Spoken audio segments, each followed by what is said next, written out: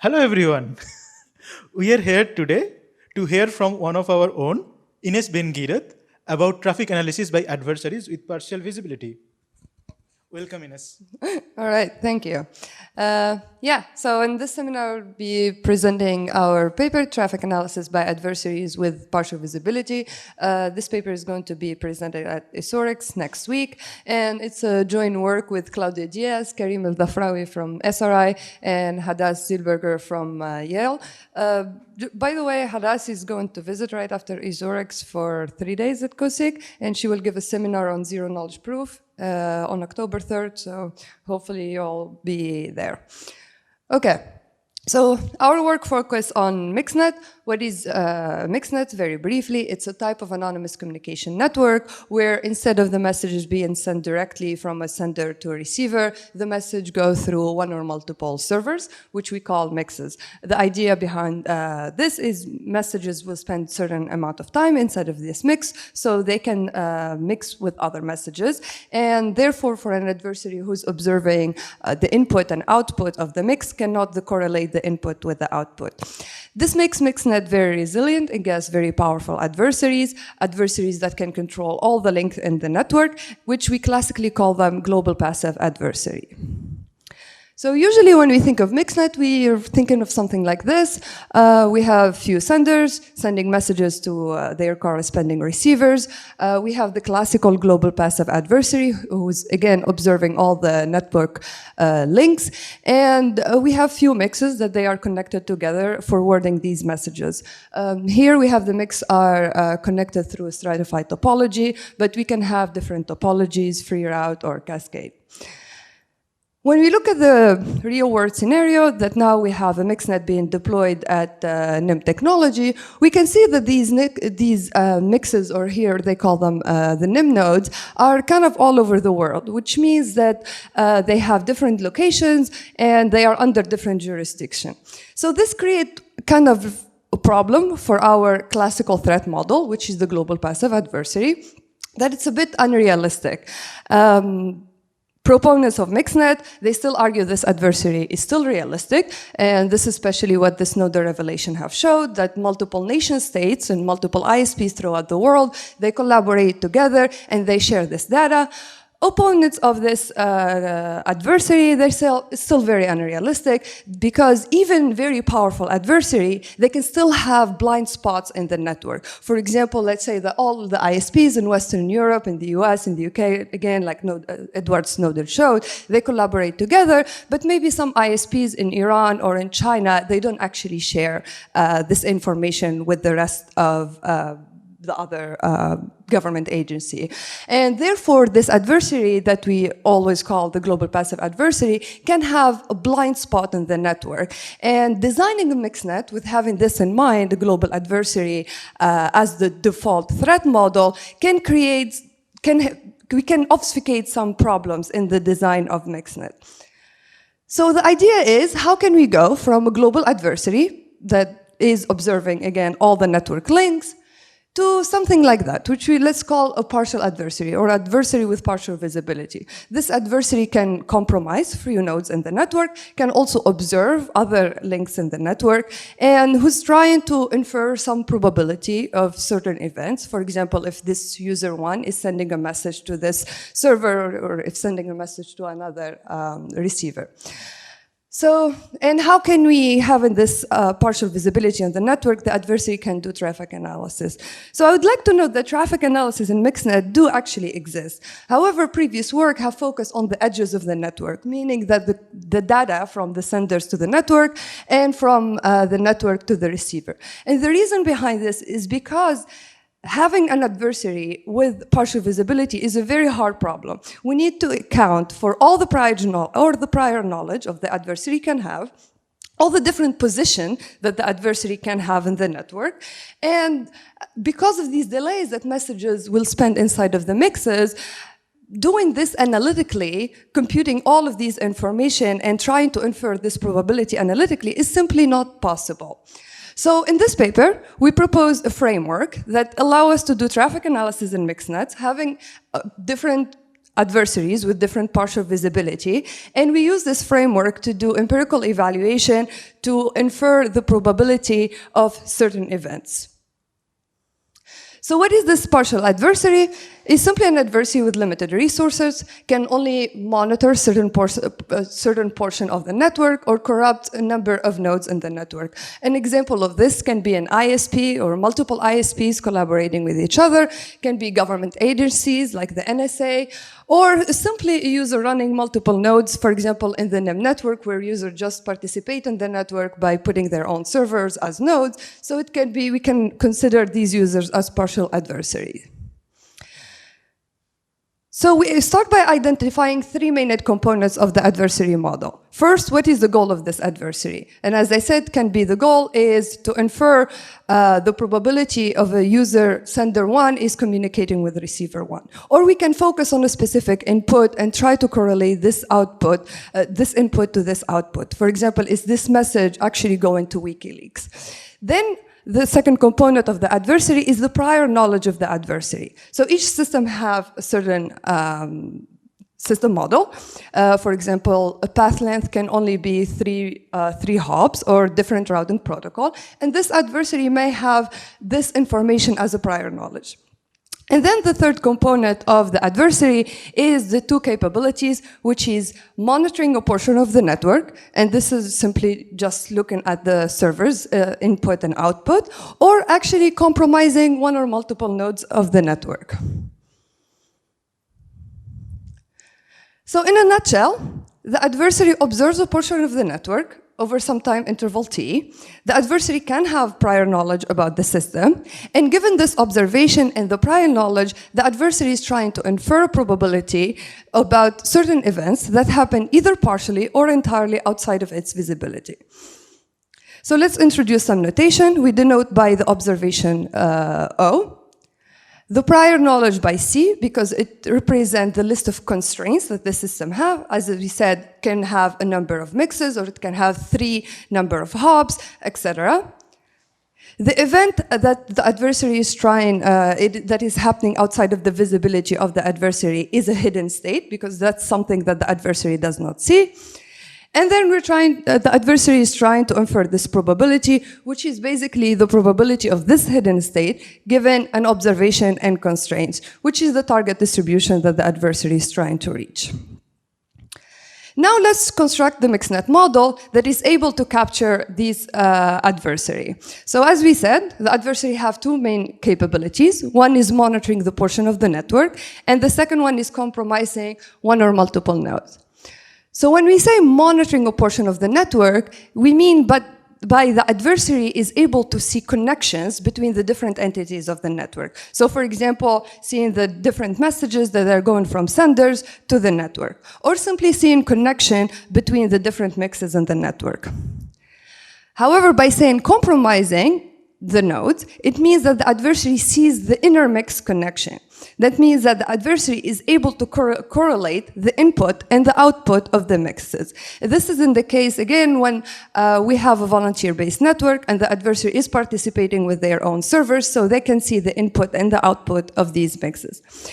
These two capabilities result into the observation that the adversary have on the network. So what is this observation? Let's take a snapshot, for example. This is a simple mixnet, and let's assume we know the ground truth. We know all the messages, their path that they're going through the mixes from the senders to the receiver. So this snapshot of time that is representing is basically a set of paths. A path is just an ordered set of entities, starting from the sender to receiver, going through the mixes. And this snapshot represents what we call the trace.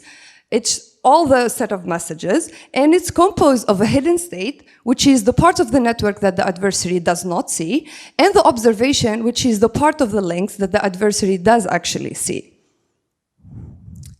And then we take all the mixes and we represent them by a set of vertices. So we have input vertices and output vertices. So these vertices are not actually physical point in the server. They are rather a representation of time. When did this message arrive?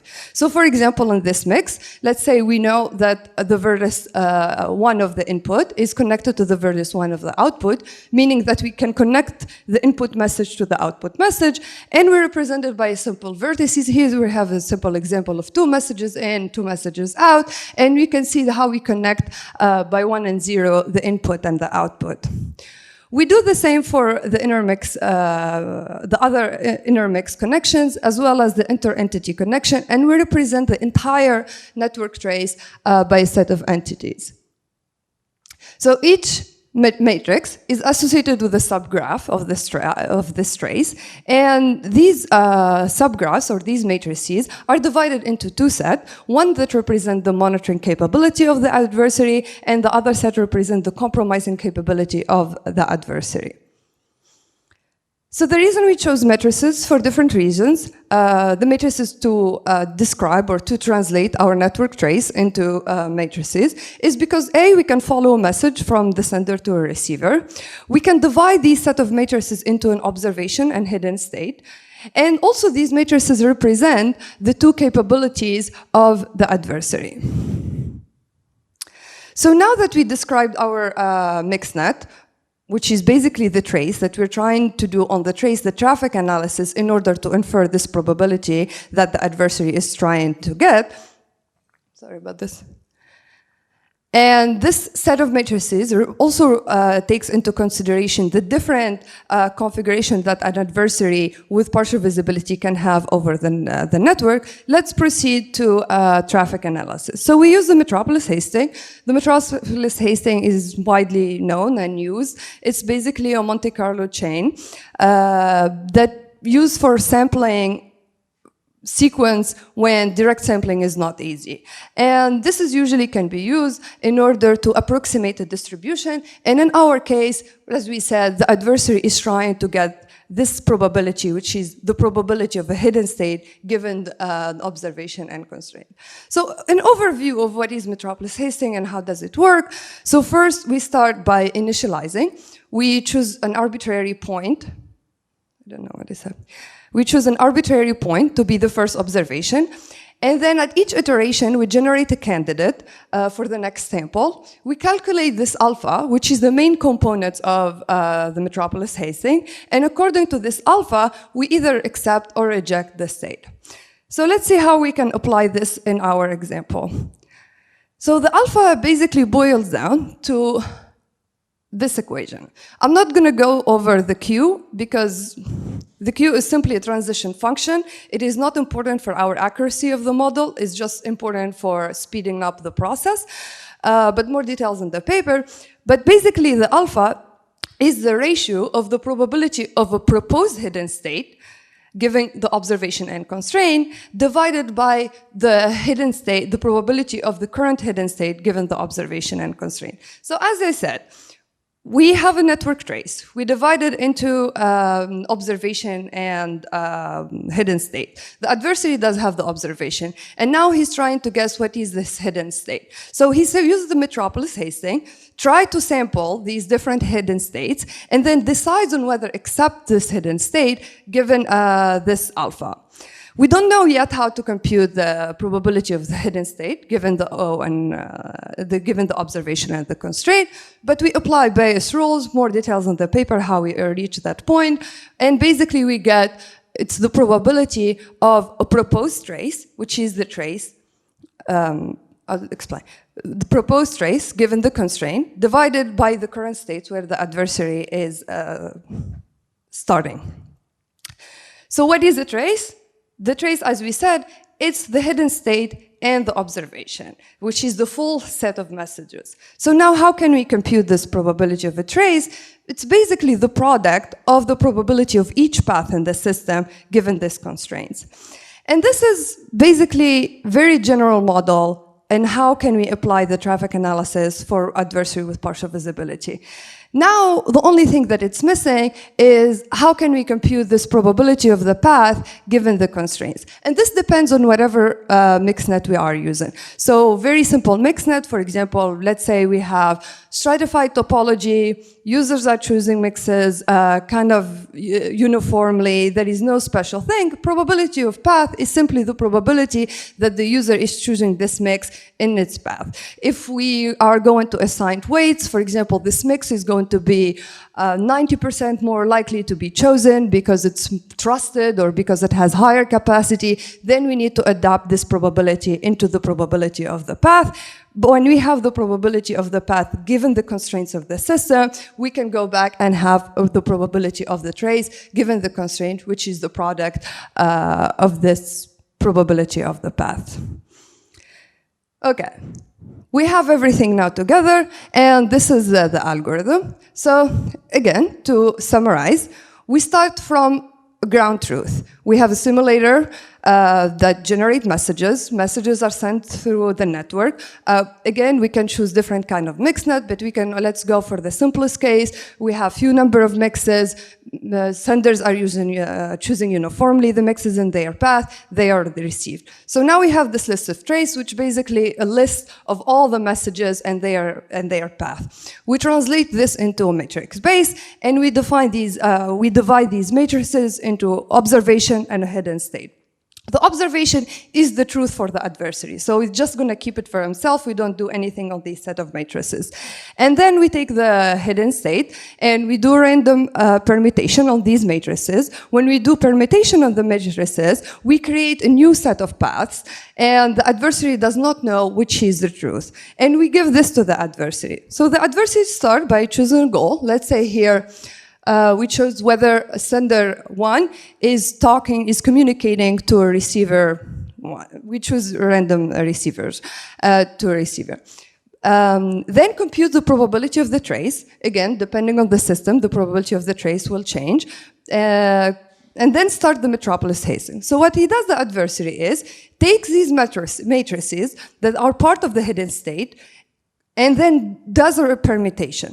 When he does a permutation, we can get a new sampled hidden state, combine it with the observation that the adversary already has, because this is according to his capability, and then compute this probability of this trace, and then depending on the alpha, decides on whether or not to accept the state.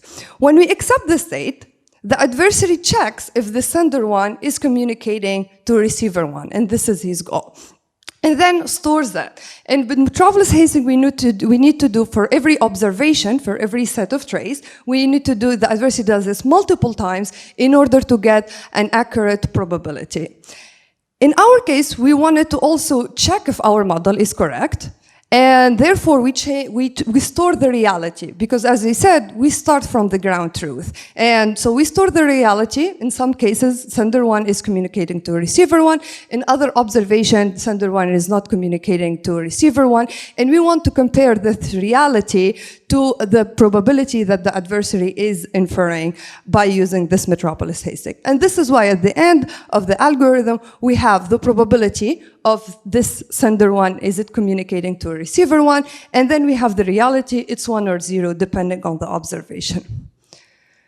And these are the results of our empirical evaluation. We start from an adversary that only have monitoring capability. And first, on the left side, the A, we want to evaluate the accuracy of our model. So what we do is, we take the blue dots, are the average probability that the adversary is guessing, and we use the Wilson score. The Wilson score basically takes the different probabilities and the success and failures, and outputs the probability of success within the 95% confidence interval.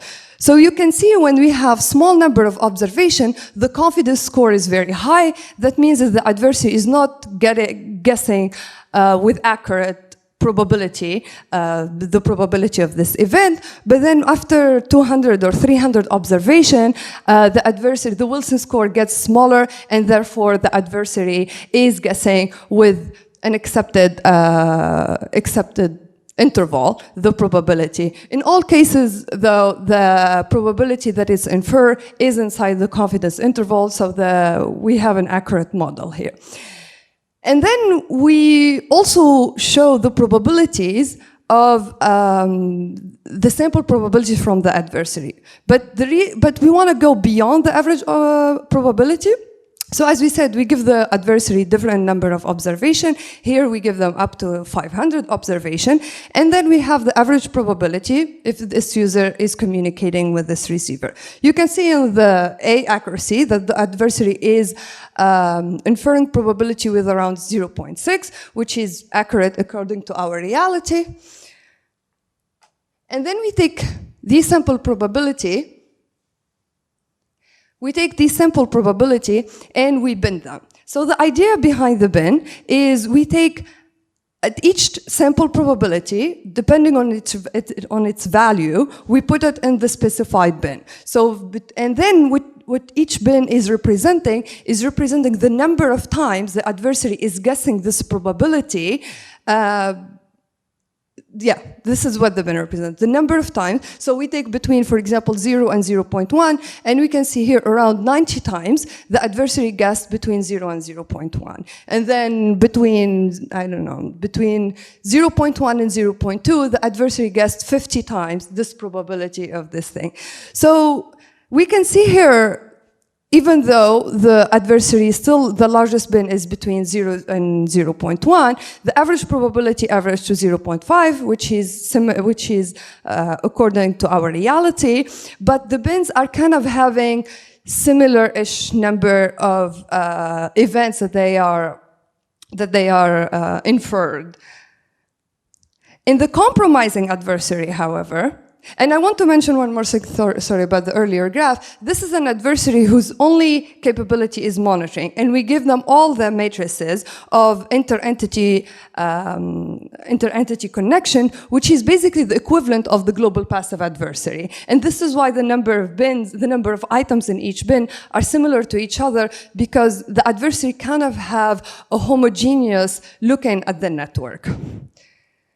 However, when we look at compromising, here what we're giving the adversary is only one entry node and only one exit node. And this is a very small network with, again, up to 500 observation. So we can see here that actually the largest bin is between 0 and 0.1. So, and this is represent, again, the number of times the adversary guessed a probability between 0 and 0.1. Why is this the largest number? Because the adversary here is very weak, only have one entry mix and one exit mix, and that means the majority of messages that they are going through these number of observation actually going through outside, entirely outside the observation of the adversary, and therefore, of course, he does not know what happened to these messages and will guess with between 0 and 0.1 probability that this sender is communicating with this receiver. However, the largest second bin here is between 0.9 and 1, which means these items in this bin referring to messages that they are going through two mixes that they are compromised in this adversary. And this is why it's the second one. And then actually, yeah, and then the rest is between 0.1 and 0.9. Together they represent the second largest bin, but here we are splitting them between 0.1 and 0.9, and these represent that they are these mixes that they have some part of their path that it's being controlled, but not entirely, and this is why the adversary. In any case, we can see, according to the graph on the left, that the adversary is stable, even though it's kind of a weak adversary, depending on how you define weak and strong, is still able to infer the probability within the 95% confidence interval. Because we can see there, it's around 0.6, which is according to our reality that we generated. So, yeah, my contribution for this work, our contribution for this work, is this is the first time we consider an adversary whose capability can be partial on the network. We presented a kind of generic model on Mixnet and how we can capture different adversary, but also how can we capture different components of Mixnet with different list of constraints. We show in the paper a few examples with different Mixnet. For example, as I said, if some nodes have higher probability of being chosen, or if the adversary does not have complete prior knowledge on all the components of the system, and how can we adapt that to the probability of the trace. But we try to keep it general, and then we show how we analyze the effectiveness of our model under a simulated scenario. So I would like to finish by saying the main drawback of this work is Metropolis-Hastings, outside even of Mixnet, is very expensive technique. It's known for being expensive. Add to that with Mixnet, where we have large number of sample states, it is actually very expensive. But we argue though, for a very weak adversary, it is true. It is not worth it to do Metropolis-Hastings. And actually it boils down to it's better to simply do analytically what is the probability of this user communicating with this receiver. However, if we have kind of a strong adversary, but not yet a global passive adversary. An adversary, let's say we have a network of 100 nodes, and 5 of them are in Iran, or 5 of them are in China. It's a very strong adversary, but we still have this blind spot, and we don't know what with this adversary that it's only seeing these small part of the network, what is the capability of this adversary to infer. And we think this is the only method that exists to currently infer this probability, and maybe being expensive is simply worth it. And thank you.